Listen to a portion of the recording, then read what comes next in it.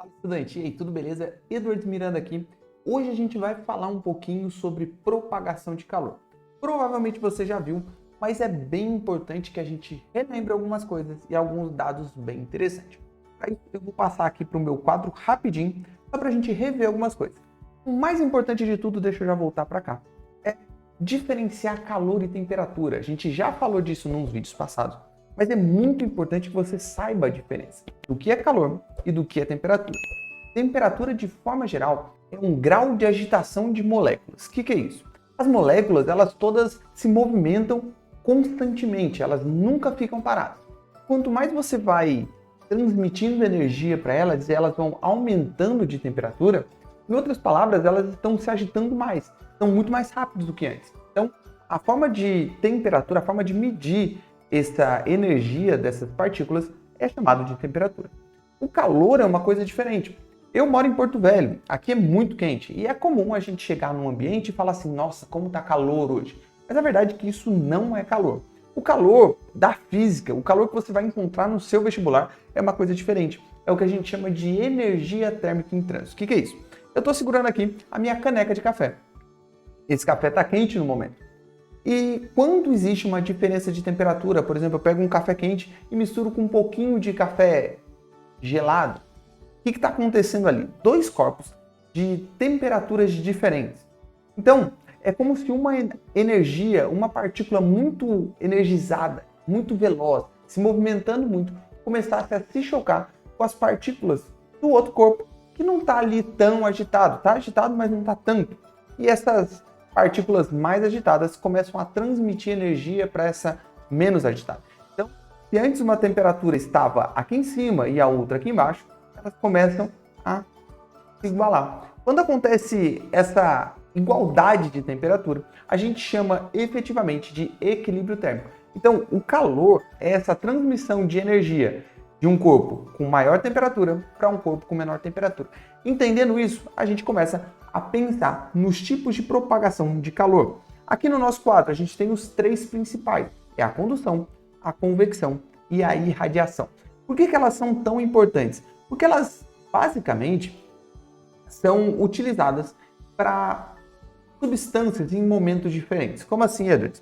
Olha só, a condução ela é algo muito mais utilizado quando a gente tem um corpo, um material, mas assim, esse material tem que ser sólido, propriamente dito.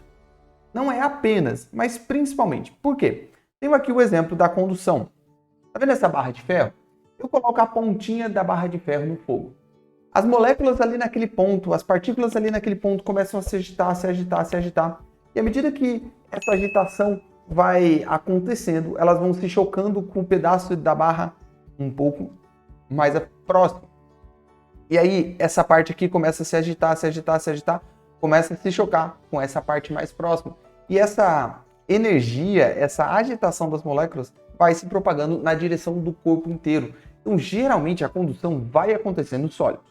O segundo tipo de propagação de calor vai acontecer na convecção, mas aqui ele vai ter uma diferença. Aqui, o calor ele se propaga junto com a matéria. Então, de forma geral, a gente vai utilizar principalmente nos fluidos. Como assim, professor? Fluidos? Fluidos pode ser líquidos ou gases, de forma geral. Então, pensa assim, tenho aqui o meu desenho da convecção. O que está acontecendo? A fogueira está aqui energizando, transmitindo energia, aumentando a temperatura das partículas do ar ao redor dela. À medida que esse ar ele vai ficando mais agitado, ele vai se dilatando e expandindo, consequentemente ele fica com uma densidade menor. E ele começa a subir, porque ele fica mais leve. Consequentemente, se ele sobe, um pouco de ar que está um pouco mais afastado, com uma temperatura menor, começa a descer. Então, percebe que o calor se propaga junto com a matéria, junto com o fluido, com aquelas partículas de ar. É por isso que a gente fala que ele necessariamente se propaga junto com a matéria. E por último, a irradiação, ela acontece de forma com ondas eletromagnéticas. Vou colocar aqui, ondas eletromagnéticas. Como assim, Edwards? Olha só, vê a luz do Sol. A energia solar ela vem pelo espaço através do vácuo de uma distância muito longa. Então, ela só pode se propagar através dessas ondas eletromagnéticas. Então, quando você coloca, não sei se vocês já viram também, quando tem alguma tragédia, como por exemplo um incêndio, alguma coisa, às vezes começa a passar o helicóptero lá, olhando todo aquele incêndio, os bombeiros agindo, e você vê de repente bombeiro jogando água num prédio ao lado. Aí você fala, nossa, mas eles estão errando. Não, na verdade não. Eles estão resfriando aquele local, porque a irradiação daquele fogo de um prédio ao lado pode fazer com que o fogo se inicie em outro prédio também.